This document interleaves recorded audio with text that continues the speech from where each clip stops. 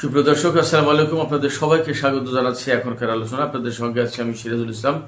দর্শক, ইরান এবং আমেরিকার মধ্যকার যুদ্ধ ভয়াবহ আকার ধারণ করেছে। আজকে প্রথমবারের মতো আমেরিকা দিনের বেলায় ইরানের উপর হামলা চালিয়েছে, তাতে ইরানের 7 জন সেনা মারা গেছে। এবার মার্কিন প্রেসিডেন্ট ডোনাল্ড ট্রাম্প ইরানকে হুমকি দিয়েছেন যে আগামী কয়েকদিনের ভেতরে ইরানের সমস্ত ব্রিজ, কালভার্ট এবং বিদ্যুৎ কেন্দ্র ধ্বংস করা হবে যদি ইরান চুক্তির টেবিলে ফিরে না আসে।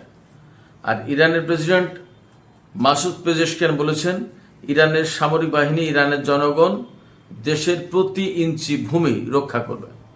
শুধু তাই না, তিনি গতকাল একদম প্রকাশ্যে ঘোষণা করেছেন আমেরিকার সাথে যে সমঝোতা স্মারক সই হয়েছিল সেটা অকার্যকর, সেটা বাতিল, সেটা আর এখন কার্যকর নেই। এদিকে ইরান যে কৌশল অনুসরণ করছে তাতে পরিষ্কার বোঝা যাচ্ছে আমেরিকাকে দীর্ঘমেয়াদী যুদ্ধের দিকে টেনে নিয়ে যাচ্ছে ইরান। প্রশ্ন হচ্ছে, আমেরিকা কি সেই যুদ্ধের মতো অবস্থায় আছে কিনা? কারণ তার অস্ত্রের মজুদ নিয়ে এরই মধ্যে নানান রকমের প্রতিবেদন বের হয়েছে, তাতে বলা হচ্ছে আমেরিকার অস্ত্র মজুদের অবস্থা খুবই সংকটাপন্ন। এদিকে আমেরিকার আশ্বাসে একটি জাহাজ হরমুজ প্রণালী পার হতে গিয়েছিল, ইরান তাতে হামলা চালিয়েছে, জাহাজটি ডুবে গেছে। ওপাশে মার্কিন প্রেসিডেন্ট ডোনাল্ড ট্রাম্প তিনি ঘোষণা করেছিলেন হরমুজ প্রণালী থেকে 20% হারে টোল আদায় করবে। তিনি এখন বলছেন যে পারস্য উপসাগরীয় অঞ্চলের 5টি দেশ কথা দিয়েছেন যে তারাই এই যুদ্ধের ক্ষতিপূরণ দেবে, টোল যেন আদায় না করে। সেই জায়গা থেকে ডোনাল্ড ট্রাম্প এখন টোল আদায় করবে না। আরও দুটি গুরুত্বপূর্ণ ইনফরমেশন আছে, সেই দুটি ইনফরমেশন দিয়ে আমি বিস্তারিত আলোচনায় চলে যাব। একটা হচ্ছে, ইরান বলেছে মধ্যপ্রাচ্যের মার্কিন ঘাঁটিগুলোতে ইরান এতটা ভয়াবহ হামলা চালিয়েছে এ পর্যন্ত, যার কারণে আমেরিকার সেনাদের নিরাপদে ঘুমানোর কোনো জায়গা নেই। এদিকে ইরানের হামলায় ইসরায়েলের হাইফা নগরীতে রাফাল অস্ত্র নির্মাণ কোম্পানির একজন ইঞ্জিনিয়ার নিহত হয়েছে। সুপ্রিয় দর্শক, এতক্ষণ যে বিষয়গুলো মূল পয়েন্ট আকারে তুলে ধরলাম, এই বিষয়গুলো নিয়েই এখন বিস্তারিত আলোচনা করার চেষ্টা করব। আশা করি আপনারা সবাই শেষ পর্যন্ত সঙ্গে থাকবেন। খুবই গুরুত্বপূর্ণ কিছু বিষয় নিয়ে কথা বলবো। আমি আশা করি আপনাদের ভালো লাগবে। আর যদি ভিডিও ভালো লাগে তাহলে লাইক, কমেন্ট, শেয়ার করবেন এবং চ্যানেলটি সাবস্ক্রাইব করে সাথে থাকবেন। দর্শক, এখানেই বলে রাখি, আমরা নতুন আরেকটি চ্যানেল খুলেছি, যে চ্যানেলে দক্ষিণ এবং দক্ষিণ পূর্ব এশিয়ার ভূ রাজনীতি, কৌশলগত বিষয়, অর্থনীতি, বাণিজ্য এ সমস্ত নিয়ে আলোচনা করা হচ্ছে। আপনারা এই চ্যানেলটিও ফলো করতে পারেন। দারুণ সব আলোচনা সেখানে আমরা দিচ্ছি। আশা করি ওই চ্যানেলটিও ভালো লাগবে। এবং দক্ষিণ এবং দক্ষিণ পূর্ব এশিয়া হচ্ছে আমাদের নিজেদের অঞ্চল, এই অঞ্চলের কথা ওখান থেকেই জানতে পারবেন। আজকেও রাতে কিছুক্ষণের ভেতরেই একটা ভিডিও আপলোড হবে, আপনারা দেখতে পারেন। তো দর্শক, চলুন আমরা আজকের এখনকার আলোচনায় চলে যাই। মার্কিন প্রেসিডেন্ট ডোনাল্ড ট্রাম্প বলেছেন ইরানের সমস্ত বিদ্যুৎ কেন্দ্র এবং ব্রিজ, কালভার্ট সব ধ্বংস করে দেওয়া হবে আগামী কয়েকদিনের ভিতরে যদি ইরান আলোচনার টেবিলে ফিরে আসে, চুক্তি না করে। এখানে দুটো প্রশ্ন। একটা প্রশ্ন হচ্ছে, মার্কিন প্রেসিডেন্ট ডোনাল্ড ট্রাম্প বা অন্য কোনো দেশ বা অন্য কোনো দেশের সামরিক বাহিনী বেসামরিক স্থাপনা ধ্বংস করতে পারে কিনা, আন্তর্জাতিক আইন এই অনুমতি দেয় কিনা। আন্তর্জাতিক আইনে সম্পূর্ণভাবে এই ধরনের বেসামরিক স্থাপনা, বিদ্যুৎ, ব্রিজ, কালভার্ট, রেল লাইন এ সমস্ত ধ্বংস করা নিষিদ্ধ। তাহলে আমেরিকা যদি এইগুলো করে বা করেছে, তাহলে কি হবে? এগুলো কি যুদ্ধ অপরাধের পর্যায়ে পড়বে কিনা, সেই প্রশ্ন কিন্তু গুরুত্বপূর্ণ হয়ে দেখা দিচ্ছে। আর আরেকটা বিষয় হচ্ছে, ডোনাল্ড ট্রাম্প বলছেন যে তিনি এই হামলা বন্ধ করতে পারেন যদি ইরান চুক্তির টেবিলে আসে। প্রশ্ন হচ্ছে যে ইরান তো চুক্তির টেবিলে গিয়েছিল, আলোচনার টেবিলে গিয়েছিল, আলোচনার টেবিলে ছিল, আলোচনার টেবিলে থাকা অবস্থায় আমেরিকা ইরানের উপর হামলা করেছে। আবার যুদ্ধ বন্ধ করে আলোচনার টেবিলে নিয়ে যাওয়ার পরে যখন একটা সমঝোতা স্মারক পর্যন্ত সই হয়েছে, তারপরে আবার ইরানের উপর হামলা হয়েছে এবং আবার যুদ্ধ শুরু করেছে। এবং সমঝোতা স্মারক আমেরিকা মানেনি, এবং আমেরিকার প্রেসিডেন্ট ডোনাল্ড ট্রাম্প প্রথমে ঘোষণা করেছেন যে ডিল ইজ ওভার, এই চুক্তি শেষ হয়ে গেছে, এর কোনো কার্যকারিতা আর নেই। ইরান তার কয়েকদিন পর এসে গতকাল ঘোষণা করলো যে এই সমঝোতা তারা আর মানবে না, এটা অবসান হয়েছে। তাহলে চুক্তি করলে কি হবে, মানে কি? আমেরিকা যে ইরানকে চুক্তি টেবিলে ডাকছে, ইরান আসলে কোন চুক্তি করতে যাবে? তার মানে ডোনাল্ড ট্রাম্প কি এইরকম কোন চুক্তি চাইছেন যে চুক্তি আমেরিকা যা বলবে তাই হবে, ইরানের কোনো কথা থাকবে না, এইরকম কোন চুক্তি চাইছেন? বাট ডোনাল্ড ট্রাম্প সম্ভবত ভুলে যাচ্ছেন, আমার কাছে মনে হয়, ইরান যে সক্ষমতা দেখিয়েছে সামরিক দিক দিয়ে গত 1-1.5 বছরে, ইরান দুই দেশের সাথে এক সময়ে যুদ্ধ করে একা ইরানকে পরাজিত করতে পারেনি। সেক্ষেত্রে ইরান কি ডোনাল্ড ট্রাম্পের এই হুমকি ধমকিতে ভয় পায়? মনে হয় না। বরং ইরান একদম পরিষ্কার করে বলেছে যে ইরানের প্রতি ইঞ্চি ভূমি রক্ষা করা হবে এবং কোনো মতেই ইরান কারো কাছে সারেন্ডার তো করবেই না। এমনকি যারা ইরানের উপর এই যে হামলা চালাচ্ছে তাদেরকে ইরান উচিত শিক্ষা দেবে। ইরানের সামরিক বাহিনী গতকাল বলেছে যে আমেরিকা এই গত যুদ্ধ থেকে শিক্ষা নেয়নি।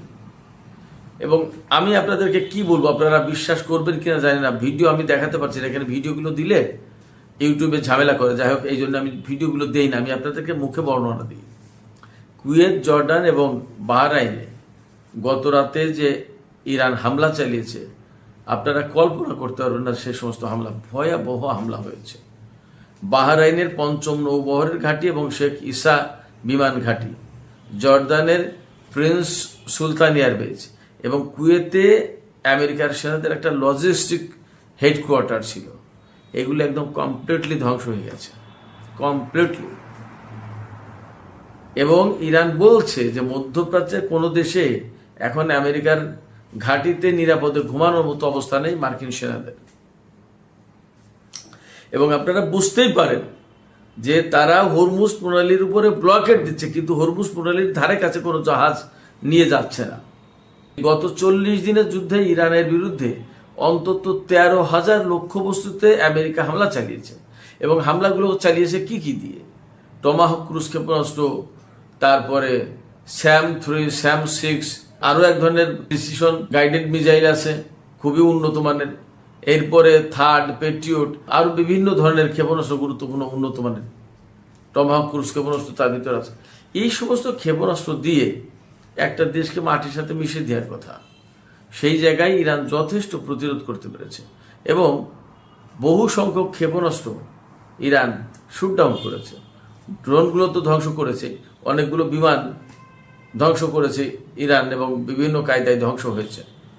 এবং মধ্যপ্রাচ্যের যে সমস্ত ঘাঁটি ছিল তাতে কি পরিমাণে অস্ত্র এবং গোলাবারুদ ইরান ধ্বংস করেছে তা তো জানেন। এখন হরমুজ প্রণালী বন্ধ করে দেওয়ার কারণে আমেরিকা জাহাজে করে আর অস্ত্র আনতে পারছে না, গোলাবারুদ আনতে পারছে না, বিমানে করে কয়টা এনে কি করবে? সেক্ষেত্রে এই যে ইরান দীর্ঘমেয়াদী যুদ্ধের দিকে আমেরিকাকে টেনে নিয়ে যাচ্ছে, ইরানের কিন্তু কৌশল আছে কিছু। এই দীর্ঘমেয়াদী যুদ্ধে আমেরিকা টিকে থাকতে পারবে না, কারণ তার হাতে অস্ত্রের মজুদ নেই। শুধু তাই না, আপনারা শুনলে অবাক হবেন, আমেরিকা এইবার যে সামরিক বাজেট চেয়েছে সেটা হচ্ছে $1.5 ট্রিলিয়ন। এর আগে $1 ট্রিলিয়নও ছিল না। এইবার সামরিক বাজেট বাড়ানোর প্রস্তাব করেছে 44%, প্রায় অর্ধেক। আপনারা ভাবতে পারেন তার মানে কি পরিমাণে ক্ষয়ক্ষতি হয়েছে এবং কি পরিমাণে ক্ষতির শিকার আমেরিকা এবং মার্কিন বাহিনী। এই যে বাজেট $1.5 ট্রিলিয়ন করার প্রস্তাব দেওয়া হয়েছে, বাড়ানোর প্রস্তাব 44% বাড়ানোর প্রস্তাব দেওয়া হয়েছে, কেন? এটাতে কি করবে? এর বেশিরভাগ টাকা খরচ করা হবে আমেরিকার যে অস্ত্রের মজুদ ফুরিয়ে গেছে সেই ভান্ডার পূরণ করার জন্য। এবং সেই অস্ত্রের মজুদ 1 মাসে পূরণ করা যাবে না, 2 মাসে না, কয়েক মাস থেকে কয়েক বছর লাগবে। এমনকি অস্ত্রের ভান্ডার এতটাই সংকটে পড়েছে, জাপান আমেরিকার কাছ থেকে 400 টমাহক ক্রুজ ক্ষেপণাস্ত্র কিনতে চেয়েছিল। এইটা 2026 থেকে 27 সালের ভেতরে দেওয়ার কথা ছিল। সেই টমাহক ক্রুজ ক্ষেপণাস্ত্র এখন আমেরিকা দিতে পারছে না জাপানকে সময় মতো। সুইজারল্যান্ড আমেরিকার সাথে চুক্তি করেছিল অস্ত্র কেনার ব্যাপারে, সেই অস্ত্র দিতে পারছেন এখন সেই সুইজারল্যান্ড, ফ্রান্স ইসরায়েল এবং দক্ষিণ কোরিয়ার সাথে নতুন করে চুক্তি করছে। চিন্তা করেন। এছাড়া আমেরিকার যে সমস্ত মিত্র দেশ আছে তাদের আরো যে সমস্ত অস্ত্র লাগবে তাদেরকে কিভাবে দেবে অস্ত্র। এবং সবচেয়ে বড় প্রশ্ন হয়ে দাঁড়াচ্ছে যে এই যে ইরানের সাথে আমেরিকার যুদ্ধ চলছে এবং আমেরিকা মারাত্মকভাবে অস্ত্রের ঘাটতির মুখে, এই অবস্থায় চীন বা উত্তর কোরিয়া বা রাশিয়া কারোর সাথে যদি যুদ্ধ শুরু হয় আমেরিকার, তাহলে আমেরিকা এই সমস্ত দেশ কোনোটাকে সামাল দিতে পারবে না। ইরান আমেরিকাকে কিন্তু দীর্ঘমেয়াদী একটা যুদ্ধের দিকে নিয়ে যাচ্ছে। সেক্ষেত্রে আমেরিকা সম্ভবত আরো অনেক বেশি বড় গাড়াকলে পড়ে যাবে। এর বিপরীতে ইরানের হাতে কিন্তু বিপুল পরিমাণে অস্ত্র রয়েছে এবং যুদ্ধে যে পরিমাণে অস্ত্র খরচ হয়েছে তা পূরণ করে আরো বেশি হয়ে গেছে। এবং ইরানের হাতে যে অস্ত্র তাতে বলা যাচ্ছে বা বলা হচ্ছে যে সেই সাবেক অবস্থায় ফিরে গেছে ইরান। ইরানের প্রেসিডেন্ট তো সেদিন বলল যে এখনো ইরানের হাতে যে অস্ত্র আছে, বর্তমানে যে যুদ্ধ চলছে এইভাবে চললে আগামী 4-5 বছর এই অস্ত্র দিয়েই যুদ্ধ চালানো যাবে, ঘাটতি পড়বে না। এদিকে ইরানের প্রেসিডেন্ট মাসুদ পেজেশকিয়ান বলেছেন যে আমেরিকা যত যাই কিছু বলুক না কেন, দেশের প্রতি ইঞ্চি মাটি রক্ষা করা হবে, দেশের সেনারা এবং জনগণ রক্ষা করবে। দেশের সেনারা এবং জনগণ কিভাবে রক্ষা করবে? ইরানের জনগণ কিন্তু মার্কিনীদের বিরুদ্ধে এই মুহূর্তে যুদ্ধ দেখতে চায়, আমেরিকার সাথে কোনো শান্তি চুক্তির দিকে যেতে দিতে চায় না। এর একদম বাস্তব প্রমাণ হচ্ছে ইরানের অত্যন্ত প্রভাবশালী আলেম রেজা আরেফি, আয়াতুল্লাহ রেজা আরেফি। তিনি সংক্ষিপ্ত সময়ের জন্য ইরানের সর্বোচ্চ নেতার দায়িত্বে ছিলেন। এই গত যুদ্ধে যখন সর্বোচ্চ নেতা আলী খামেনি শহীদ হলেন, তারপরে রেজা আরেফির নাম শোনা যাচ্ছিল তিনি সর্বোচ্চ নেতা হচ্ছেন। তার মানে কত বড় আলেম হলে এইরকম সর্বোচ্চ নেতার পজিশনে নাম প্রস্তাব করা হয়। সেই রেজা আরেফি তিনি বলেছেন ইরানের উচিত আমেরিকার সাথে সমস্ত আলোচনা বন্ধ করে দেয়া এবং যুদ্ধের ময়দানে ফিরে আসা, যুদ্ধের ভেতর দিয়েই আমেরিকাকে পরাজিত করতে হবে। তার মানে ইরানের জনগণ ঠিক এই মুডেই আছে। যখন একটা দেশের মানুষ এই রকম যুদ্ধের জন্য টকবক করতে থাকে, সেই জাতিকে হারানো, পরাজিত করা কিন্তু খুব ডিফিকাল্ট। এবং আমেরিকা ইসরায়েল দুই দেশ, দুই শক্তি মিলে যেখানে ইরানকে আগে পরাজিত করতে পারেনি, এখন একা আমেরিকা কি ইরানকে পরাজিত করতে পারবে? আমি ব্যক্তিগতভাবে মনে করি পারবে না। কারণ ইরান এই কয়েকটা যুদ্ধের ভেতর দিয়ে আমেরিকার বিরুদ্ধে যুদ্ধ করার যে কৌশল, এটা সব পরিষ্কার বুঝে গেছে। এবং এখন আমরা দেখতেই পাচ্ছি মিডল ইস্টের ঘাঁটিগুলো দিনে দিনে একদম শেষ হয়ে যাচ্ছে আমেরিকার। ফলে কোথায় দাঁড়িয়ে তারা যুদ্ধ করবে এটাই তো বোঝা মুশকিল। এরপরে যখন ইরান আমেরিকার যুদ্ধ জাহাজে হামলা শুরু করবে, তখন উপায় হবে কি? এই ধরনের পরিকল্পনা অবশ্যই আছে। অনেকে বলে আমেরিকার যুদ্ধ জাহাজগুলোতে কেন ইরান হামলা চালায় না? অবশ্যই ইরান যখন যুদ্ধ করছে তার তো কিছু প্ল্যান আছে, সে নিশ্চয়ই বিষয়গুলো মাথায় রেখেছে। সুপ্রিয় দর্শক, আলোচনা শেষ করব। শেষের আগে আর একটা বিষয় শুধু আলোচনা করি। এখানে গত 40 দিনের যুদ্ধে ইরান, আমেরিকা, ইসরায়েল যে যুদ্ধ সংঘাত হয়েছে, সেই সময় ইরান ইসরায়েলের হাইফা বন্দরনগরীতে হামলা চালিয়েছিল 5ই এপ্রিল। 5ই এপ্রিল হামলা চালালে সেই সময় ইরানের একটি ব্যালিস্টিক ক্ষেপণাস্ত্র হাইফা নগরীতে আঘাত হানে এবং সেই হামলায়, সেই আঘাতে ইসরায়েলের রাফাল কোম্পানি, রাফাল হচ্ছে অস্ত্র নির্মাণ কোম্পানি, এই রাফাল কোম্পানির ইঞ্জিনিয়ার মিশেল কাজ, খুব সিনিয়র মানুষ, তিনি আহত হন ইরানি ক্ষেপণাস্ত্রের হামলায়। তার ওয়াইফও আহত হয়, আরও বেশ কয়েকজন আহত হয়। সেই মিশেল কাজ গতকাল মারা গেছেন। তার মানে ইসরায়েলের এই যে রাফাল অস্ত্র নির্মাণ কোম্পানি, তার জন্য বড় রকমের ক্ষতি, ইসরায়েলের জন্য বড় রকমের ক্ষতি। টাইমস অফ ইসরায়েল পত্রিকায় খবর দিয়েছে। তো যাই হোক, আমরা মোটামুটি দেখতে পাচ্ছি, বুঝতে পারছি ইরান যে দাবি করেছে যে শুধুমাত্র মধ্যপ্রাচ্যে মার্কিন ঘাঁটি না, ইসরায়েলেরও বহু ঘাঁটি ধ্বংস হয়ে গেছে, যা নির্মাণ করতে বহু সময় লাগবে এবং ইসরায়েলের সেনারাও এখন অরক্ষিত অবস্থায় আছে। এই অবস্থার পরেও যদি আমেরিকা, ইসরায়েল নতুন করে ইরানের সাথে বড় যুদ্ধে যায়, তাহলে আমার কাছে মনে হচ্ছে মধ্যপ্রাচ্যের পরিস্থিতি অবশ্যই পাল্টে যাবে এবং আমেরিকা ইসরায়েল আরও বেশি ক্ষতির মুখে পড়বে সামরিক দিক দিয়ে। তো সুপ্রিয় দর্শক, এখনকার আলোচনা এখানে শেষ করতে চাইছি। আলোচনা শেষের আগে আপনাদের কাছে জানতে চাই, আপনারা কি মনে করছেন? ডোনাল্ড ট্রাম্প যে ঘোষণা দিলেন যে তিনি ইরানের সমস্ত সেতু এবং বিদ্যুৎ কেন্দ্র ধ্বংস করে দেবেন, আসলে কি তিনি এই কাজ করতে যাচ্ছেন? এটা কি তার পক্ষে অসম্ভব?